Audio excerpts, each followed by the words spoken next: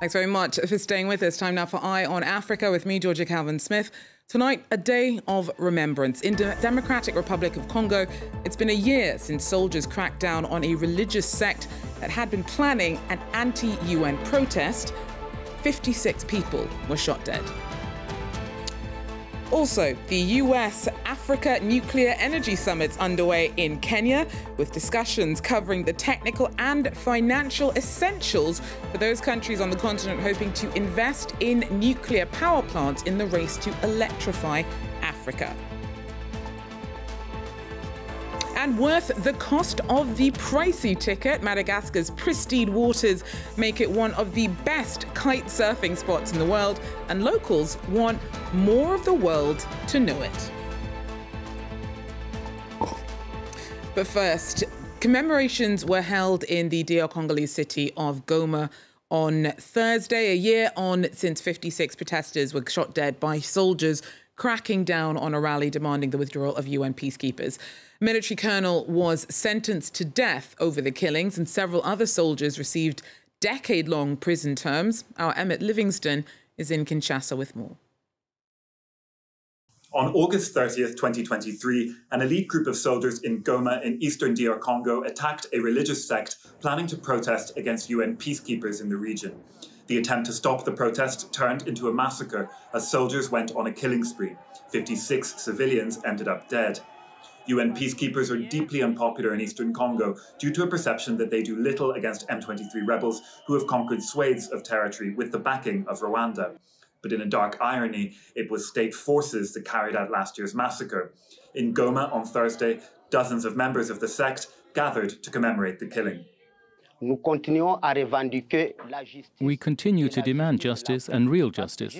We don't talk to this day about those who were wounded, about those who were killed. Even the orphans, even the widows and widowers. We don't talk about any of them. That's why we keep demanding the truth and that justice be done.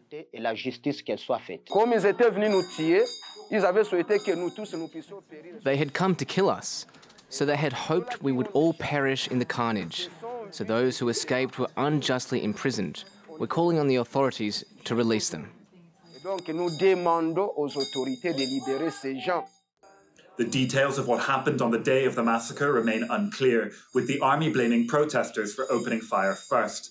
A trial has since taken place, and one military officer was sentenced to death and others given prison terms for their role in the massacre. But the army could only try to stop the protest because of a special legal regime designed to combat militia violence, known as a state of siege, which in effect restricts civil rights. That legal regime is still in place. Goma's military authorities had earlier banned a public march to commemorate the victims of last year's massacre. Now, Nigeria has received 10,000 doses of the Mpox vaccine from USAID, the US Agency for International Development.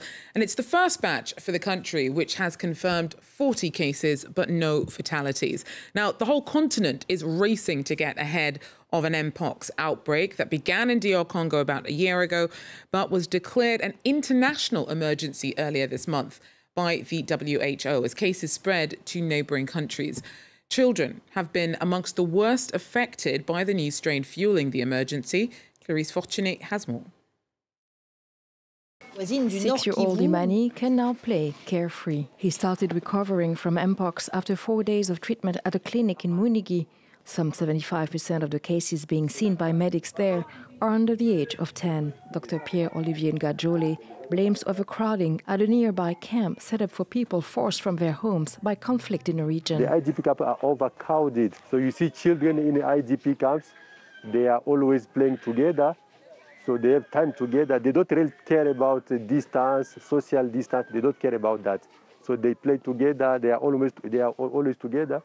And you can also see, like in the household, they even pass the night on the same bed.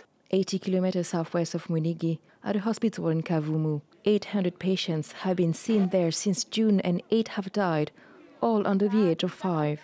2-year-old Nsima caught Mpox from one of her 4 siblings, who have all had the disease. Her mother had no idea what it was at first. Other parents told me it might be measles, so we started treating measles and failed. We decided to come here.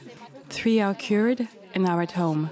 I only have 2 now in this hospital. Across eastern DR Congo, there are several camps for the millions who have fled their homes, as various rebel groups operate in the area. Many are now living in poor conditions without good sanitation. The perfect place for mpox to run rampant.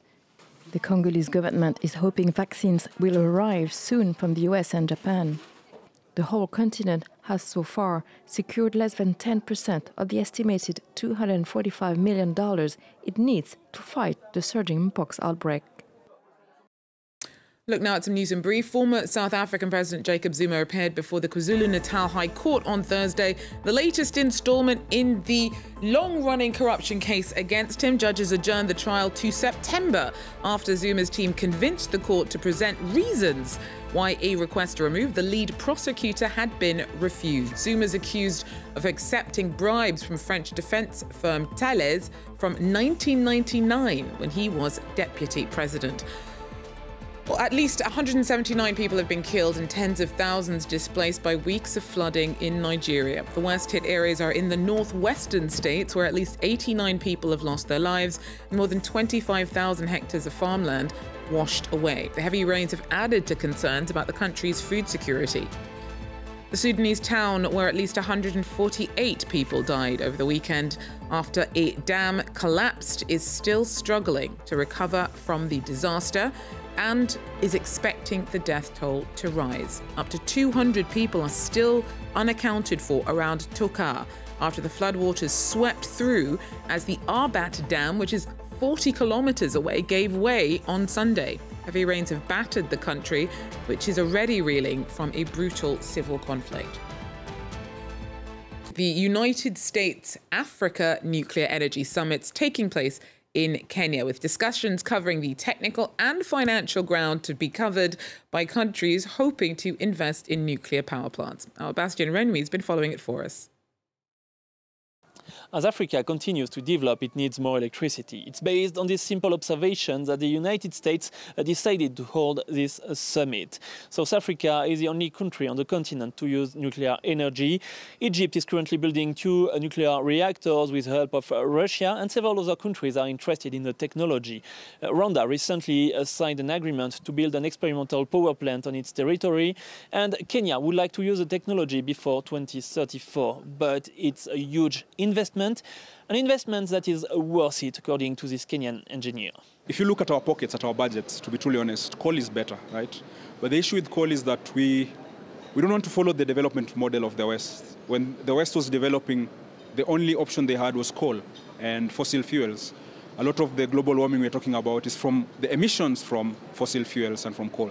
So as a society that is very conscious about our place in the environment, we looked around and we saw that nuclear is clean, it's safe, and it's easily deployable. Of course, there's a lot of investment that needs to be done up front, but that's a good challenge, right? We have a solution to what we have locally. It's just about getting the correct partners. A clean and safe energy, according to this specialist, but many here in Kenya disagree. Several NGOs are fighting the project. They say that it could have a huge impact on tourism and that in case of an incident, it could be harmful for the people and for the environment. But despite this criticism, the government is already working on the project. It's currently looking for 3.5 billion euros to fund its nuclear power plant. Bastien Renouy there for us. And finally, Madagascar's pristine waters make it one of the best kite surfing spots in the world. And locals want more fans of kite surfing to know it. Seaside communities are banking on the promotion of their water sports credentials to boost the local economy. Gael Borja reports. Sakalava Bay has everything a kite surfer could dream of. Winds that average 25 knots almost all year round, beautiful reef breaks and a flat, shallow lagoon. Despite these uniquely perfect conditions, the site is little known among practitioners of the sport. Today, 2 of kite surfing's biggest stars have been invited to promote Sakalava Bay in a bid to draw more visitors. I would compare Sakalava Bay to Brazil or Hawaii or Gran Canaria, and I think it's also almost better than those world-class spots. It's amazing here. You've got flat water and beautiful waves, wind every day, so definitely one of my top. There are just a few hundred kite surfers who take to the waves here each year, most of whom are residents. Better-known destinations like Brazil attract some 320,000 kite surfers annually.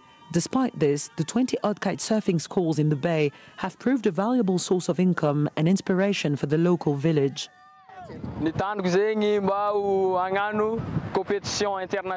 My aim is to represent Madagascar in international competitions. We watch videos of champions like Stig Hofnagel, Kohan van Dijk and Jamie Overbeek. We improve by imitating their style. Madagascar won't be sending kite surfers to the Olympics anytime soon. Its national federation doesn't even organize competitions. In 2022, 3 Malagasy instructors took it upon themselves to create the country's first annual kite surf contest in a bid to drive up tourism. But they hit a major obstacle, the price of plane tickets. When people see that getting here costs 2,000 euros while going to Morocco costs 300 or 400 euros, of course they go to Morocco. We would be able to improve things if the plane tickets were less expensive. A 10-hour training course here costs some 2,500 euros per person, including flights from Paris and accommodation. For some kite surfers, the perfect conditions and chance to kite surf in a lagoon with no one else around is well worth the price. Well, that's it for Eye on Africa for now. Thanks very much for joining us, though. Do so again. Take care.